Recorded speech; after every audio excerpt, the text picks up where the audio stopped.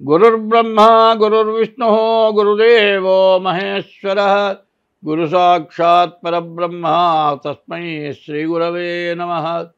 అస్మద్గురు విద్యానందనాథ గురు చరణారవిందాభ్యాం నమో నమః.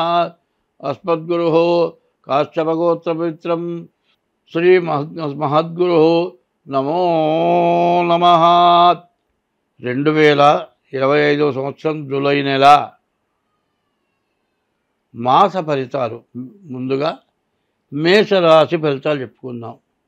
ఈ మేషరాశి ఎట్లా ఉంది? మేష వృశ్చికయోర్భౌమ. మేష వృశ్చిక రాశులకి కుజుడు అధిపతి.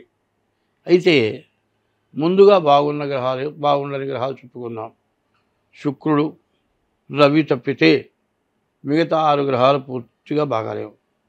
పైన కుజకేతువులు కలిసి ఉండటం చాలా పెద్ద దోషం. ఈ కుజకేతువులు మరి శనివత్రాహు కుజవత్కేతు అని మరి అగ్నికి ఆజ్యం పోస్తే ఎట్లా మండుతుందో కేతువుకి కుజుడు కలిస్తే ఎట్లా ఉంటుంది. మరి ఎటువంటి సమస్యలైనా కూడా మనం ఎదుర్కోలేనంత ఇబ్బంది పెడతారు. కాబట్టి ఈ రాశి వాళ్ళు చాలా జాగ్రత్తగా ఉండాలి. అయితే వివాహం కాని వాళ్ళైతే వివాహం చేసుకునేటప్పుడు ముందు మీ డేట్ ఆఫ్ బర్త్ ద్వారా మీ జాతకాలు కలిసినయా లేవా, పెద్దవాళ్ళ ద్వారా, కుటుంబ సమస్యల ద్వారా జాగ్రత్తగా చూసి వివాహం చేసుకోవాలి. చాలామంది ఉద్యోగరీత్యా బయట ఉద్యోగం చేసుకుంటూ మేము ప్రేమించాం, మేము నిర్ణయం అయిపోయినాం, మేము పెళ్లి చేసుకుంటాం, ఎవరు చెప్పినా ఆగము అని మంచి చెడు ఆలోచించకుండా పెళ్లి చేసుకోకమునిపే ఇష్టానుసారంగా తిరిగి చివరికి మరి జరగాల్సినవన్నీ కూడా జరిగిపోయి చివరికి పెళ్లి దగ్గరికి వచ్చేప్పటికి ఎదురు తిరిగి పెద్దవాళ్ళు ఒప్పుకోకున్నా పెళ్లి చేసుకొని చివరికి బయటపడి ఇద్దరు కలహం చేసి చాలా ఇబ్బంది పడి కోర్టుకు ఎక్కుతున్నారు. ఎప్పుడు కూడా జీవితానికి వివాహం చాలా ప్రధానమైంది. జీవితం మొత్తం జరగాల్సింది భార్యాభర్తల అనుకూలత వల్ల. కాబట్టి ఎవరైనా సరే సొంత నిర్ణయాలుగా తీసుకోవద్దు. ఒకవేళ ప్రేమించామనుకున్నా మీ ఇద్దరికీ కలిస్తేనే వివాహం చేసుకుంటే మీకు సమస్య లేకుండా ఉంటుంది. అట్లా కాదండి, మేము ఎవరి మాట వినమనుకుంటే తర్వాత దానివల్ల వచ్చే కష్ట నష్టాలు మొత్తం మీరే ఇబ్బంది పడతారు. అది మాత్రం బాగా నికరంగా గుర్తుపెట్టుకోండి. ఇప్పుడు రాహుకేతువుల మధ్య గ్రహాలు ఉండటం చేత కాలసర్పదోషం, షష్టాష్టకాలు ఇట్లాంటివి ఉంటాయి. వీటి వల్ల చాలా ఇబ్బందులు వస్తున్నాయి. కాబట్టి బాగా తెలుసుకొని సరైన చోట జాతకం చూపించుకొని, కొంతమంది మాకు జాతకం లేదు అని చెబుతారు. జాతకం లేదు అని చెప్పారంటే జాతకం సరైంది కానప్పుడు నాకు డేట్ ఆఫ్ బర్త్ లేదని చెబుతారు. అట్లా డేట్ ఆఫ్ బర్త్ లేని వాళ్ళకి హస్త సాముద్రిక ద్వారా చెప్పడం జరుగుతుంది. ఇప్పుడు చెబుతున్నది గోచారం. గోచారం 25 వంతులు జరుగుతుంది. పుట్టిన తారీఖు, నెల, సంవత్సరం, టైము, దాని ద్వారా గ్రహచారం ఇది 75 వంతులు జరుగుతుంది. గోచారం 25 వంతులు, గ్రహచారం 75 వంతులు, మొత్తం కలిపి 100 వంతులు జరుగుతుంది.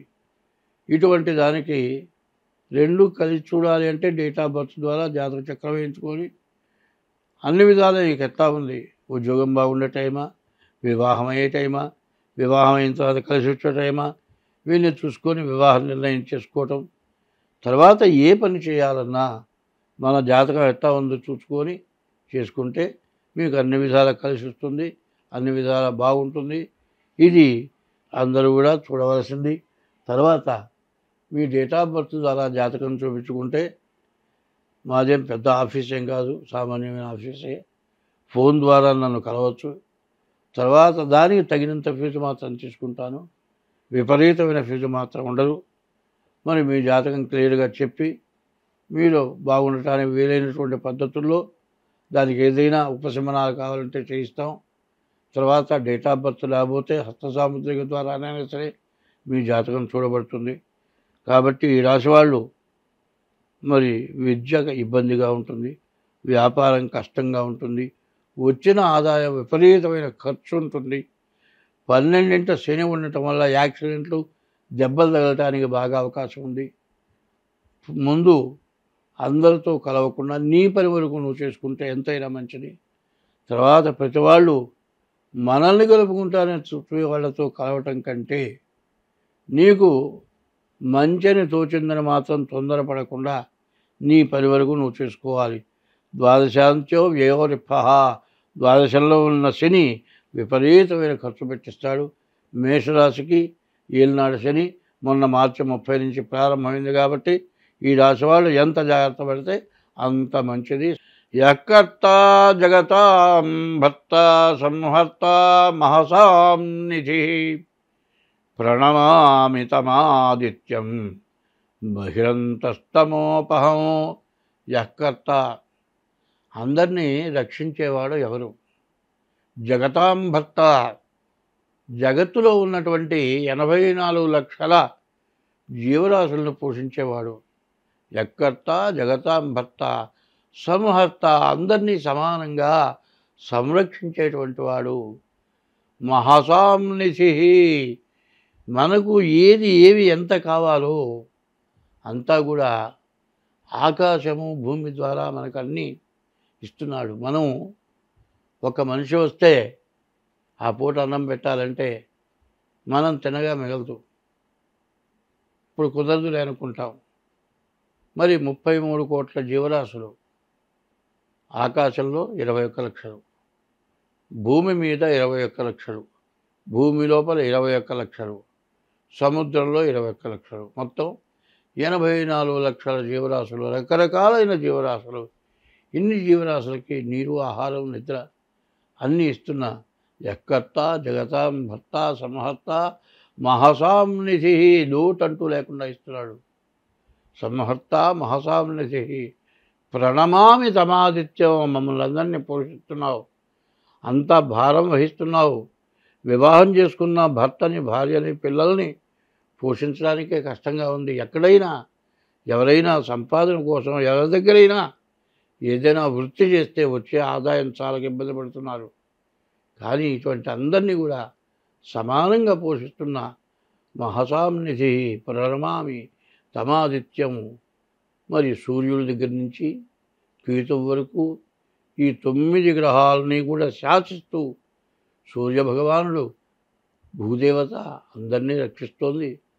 అటువంటి నిధి ఉన్నటువంటి ఆ పరమాత్మ జగత్తు మొత్తానికి ఆ సూర్యభగవానుడు ఎక్కడ? ప్రతి దేశంలో ఆయన ఒక్కడే కనపడుతున్నాడు.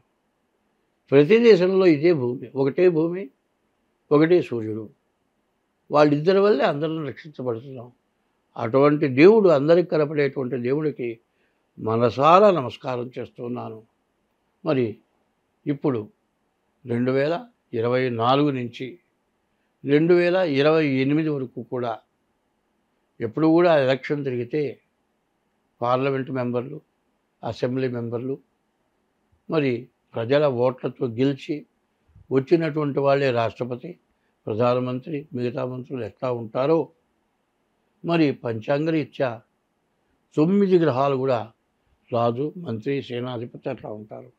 అందులో ఈ సంవత్సరం 6 పాపగ్రహాలు, 3 శుభగ్రహాలు. ఈ పాపగ్రహాల వల్ల వచ్చేది ఏమిటో మనకు తెలుసు కదా, దుర్మార్గుల వల్ల జరిగేది ఏంటో తెలుసు కదా, మంచి వాళ్ళ వల్ల జరిగేది ఏంటో తెలుసు కదా. అట్లా పాపగ్రహాల వల్ల రాష్ట్రం, దేశం, విదేశాలు, ప్రపంచం, అందులో మనకు పాకిస్తాన్ నష్టం. ఎవరికన్నా లాభం వచ్చిందా? యుద్ధమా? పబ్లిక్ యుద్ధం కాదు, అంతర్యుద్ధం. ఇంట్లో భార్యాభర్తలకి, తండ్రి కొడుకులకి, తల్లి బిడ్డలకి కుటుంబ కలహాలు, చేసే ఉద్యోగం చోట మరి నలుగురు కలిసి చేస్తూ ఉంటే వాళ్ళల్లో కలహాలు.